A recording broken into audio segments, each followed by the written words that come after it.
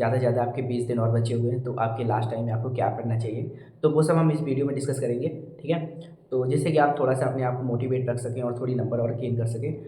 तो वीडियो में आगे बढ़ने से पहले मैं आप सभी लोगों को एक इम्पॉर्टेंट इन्फॉर्मेशन देना चाहता हूँ। जैसा कि आप सभी लोगों की यूपी एएसआई, एसआई, स्टेनो और कंप्यूटर ऑपरेटर जैसे बहुत सारे एग्जाम्स लाइनअप हैं और आगे भी इनकी जो वैकेंसी है वो आने वाली हैं। तो आपकी सफलता में कोई कमी न रह जाए, इसलिए टेक्स्ट बुक ने यहाँ पर शुभ आरंभ सेल नाम से एक सेल निकाली है, जो कि 10 से 11 अक्टूबर चलने वाली है। यहाँ पर आपको yearly text book pass pro 351 रुपये का और yearly text book pass pro max 439 रुपये का पड़ जाएगा, अगर आप हमारा कूपन कोड ऐसे ऐसा यूज करते हैं तो। यहाँ पर आपको 8,000 प्लस एग्जाम्स के लिए मॉक देखने को मिल जाते हैं और आप यहाँ पर मल्टी लैंग्वेजेस में मॉक दे सकते हैं और अपनी तैयारी को सुनिश्चित कर सकते हैं। आप यहाँ पर सब्जेक्ट वाइज भी अपना मॉक दे सकते हैं, किस सब्जेक्ट में आप वीक हैं। जैसे मैथ का देना है तो मैथ का दे सकते हैं, रीजनिंग, हिस्ट्री, जियोग्राफी, पॉलिटी वगैरह इन सब का आप मिनी मॉक भी दे सकते हैं, ताकि आपका टाइम भी बचेगा और आप उस सब्जेक्ट को और अच्छे से रिवाइज और बढ़िया स्कोर कर पाएंगे। तो चलिए फिर चलते हैं वीडियो टॉपिक पर। चलिए तो फिर स्टार्ट करते हैं।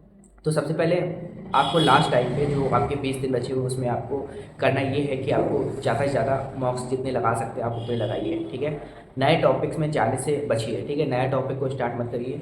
मैथ्स में तो ख़ास तौर पे अगर आपको लग रहा है कि आप 1-2 दिन में कर सकते हैं तो ठीक है, अदरवाइज़ आप उसको छोड़ दीजिए और जितना रिवीजन पे फोकस करेंगे उतने ज़्यादा मार्क्स आप गेन करेंगे। प्रीवियस ईयर क्वेश्चन पे जितना कर सकते हो उतना फोकस करिए।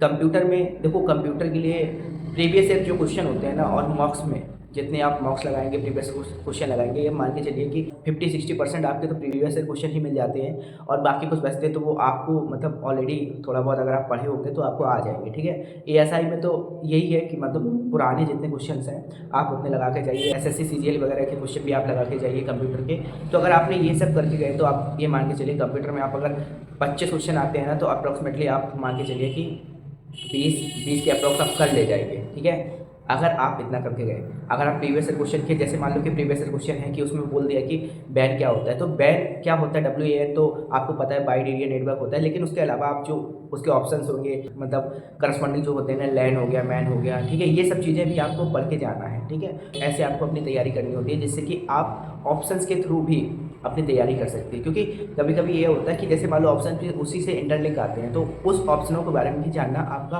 उत्तरदायित्व है, तभी आप उसमें नंबर अपने गेन कर सकते हैं। ठीक है, तो ये है उसमें मतलब कंप्यूटर में आपके जो इंपॉर्टेंट टॉपिक हैं वो आपको यही MS word, MS power point, shortcut keys आपके हो गए, लैन, मैन, वैन, ये सब आपको पढ़ के जाना। Switch, router, TCP protocol, IDP protocol, IP address, networking, ये सब आपको मेन टॉपिक हैं जो पढ़ के जाने हैं। और थोड़ा बहुत आपको C++ और इन सब के बारे में पढ़े, जैसे स्टैक क्या होता है, क्यू क्या होता है, लिंक लिस्ट क्या होता है, डबल लिंक लिस्ट क्या होता है, सर्कुलर लिंक लिस्ट क्या होता है। तो ये मतलब आपको मौखिक तौर पे पता होना चाहिए। जैसे कि आपसे पूछ दिया कि सर्कुलर आपको लिंक लिस्ट क्या होता है ना, तो ये आपको पता होना चाहिए। स्टैक क्या होता है, स्टैक में अब ऑप्शन दे दिए, फीफो क्या होता है, फर्स्ट इन फर्स्ट आउट क्या होता है, तो फीफो मतलब क्या होता है, क्यू होता है, स्टैक क्या होता है, लास्ट इन फर्स्ट आउटपुट होता है, तो लीफो होता है। तो इस तरीके से आपको पता होना चाहिए। तो ये मतलब ये मुंह जवानी आपको पता होना चाहिए, जैसे जीमेल, ईमेल, ये सब आपको पता होना चाहिए। ठीक है, ये मतलब कॉमन क्वेश्चन है, अगर आपको ये आते हैं तो आप मान के चलिए कि आप 1820 क्वेश्चन आप कर ले जाएंगे। ठीक है, इतना भी टफ नहीं आता है एएसआई में कंप्यूटर, क्योंकि बेसिक कंप्यूटर पूछते हैं और बेसिक में मतलब वही जो आपके करंट में न्यूज़ चल रही है या फिर कुछ उससे इंटरलिंक, जैसे AI क्या है, वायरस से पूछ सकते हैं, डिफरेंट टाइप्स के जो वायरस होते हैं ना, ट्रोजन हॉर्स, और इसके अलावा रैंसमवेयर, ये सब चीज़ें भी पूछ सकते हैं ना। तो इन सबको भी ये कोर टॉपिक होते हैं, इन सबको आपको पढ़ के जाना है। ठीक है, तो ये कंप्यूटर में यही कुछ गिने चुने होते हैं। अगर आप किसी की मैराथन वगैरह देख लेंगे ना, तो मतलब अभी भी अगर आप मैराथन देख लेंगे ना, तो आप मान के चलिए कि अभी से भी कंप्यूटर की 2-4 मैराथन देख लेंगे तो आपको बहुत आइडिया लग जाएगा कि कंप्यूटर में क्वेश्चन कैसे आते हैं। ठीक है, और 3-4 क्वेश्चन तो ऐसे आएंगे कि यार वो नहीं होंगे, जिसने बहुत अच्छा पढ़ा होगा उसको उससे ही होंगे।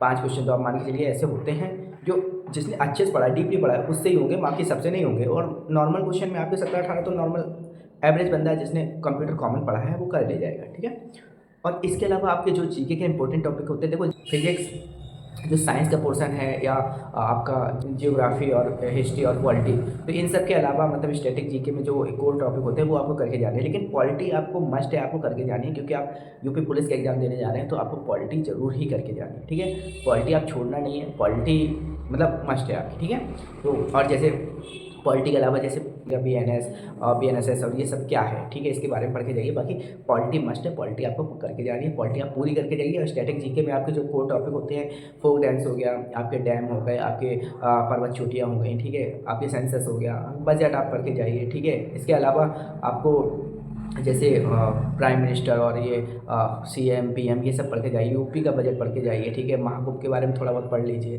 तो ये सब जो है ना, मतलब ये टॉपिक जो है जो आपके मतलब ऐसे टॉपिक हैं जिसमें आपके क्वेश्चन आते ही आते हैं, ठीक है। अगर आप जैसे मान के चलिए कि अब साइंस में आप फिजिक्स तो आराम से कर ही सकते हैं, ठीक है, बायो बायो आपको टफ लग सकती है तो कोई दिक्कत नहीं, बायो में जितना आपसे हो सके, जैसे वायरस से कौन से रोग होते हैं, इन सबका रोग, विटामिन क्या, ये सब जो कोर टॉपिक होते हैं ना, इनको पढ़ के जाइए। इसका आविष्कार किसने किया, मतलब ये सब चीज़ें, रक्त प्रसंचरण की खोज किसने की, सेल किसने खोजा, तो ये सब आपको पढ़ के जाना है। ठीक, देखिए जब देखो ज़्यादा नहीं हो सके तो आप उतना पढ़ के जाइए जैसे कि आप क्वेश्चन को बना ले जाए, है ना, एटलीस्ट एलिमिनेट तो कर ले क्वेश्चनों को कि हाँ यार ये नहीं हो सकता, ये हो सकता है। तो स्टैटिक जीके में जो मतलब करंट के जो कोर टॉपिक है वो मैं आपको बता देता हूँ। जैसे कि आपको बुक्स के बारे में पढ़ के जाना है कि करंट में जो बुक्स वगैरह पढ़नी है, आपको गेम्स के बारे में पढ़ के जाना है, गेम्स इंपॉर्टेंट चीज़ है, गेम्स जरूर पढ़ के जाना है, ठीक है। जिनकी मतलब जिनका देहांत हुआ है, जिनकी मृत्यु हुई है, ये सब पढ़ के जाना है, ठीक है। और जो मतलब सेंसस जो हुआ था वो पढ़ के जाना है आपको। और इसके अलावा आपके जो ICC क्रिकेट IPL के बारे में आपको पढ़ के जाना है, ठीक है। तो ये सब चीज़ें हैं जो आपको ये सब पढ़ के जाना है, ठीक है। और इसके अलावा जो मतलब साइंस एंड टेक में ज़्यादा फोकस होता है कि साइंस एंड टेक के क्या क्या आविष्कार हुए, क्या क्या नहीं हुए, ठीक है। तो ये सब चीज़ें आपको पढ़ के जानी है, क्योंकि साइंस एंड टेक से इस टाइम ज़्यादा क्वेश्चन आ रहे हैं GK GS में, तो आपको यहाँ से भी चीज़ें करके जानी है, ठीक है।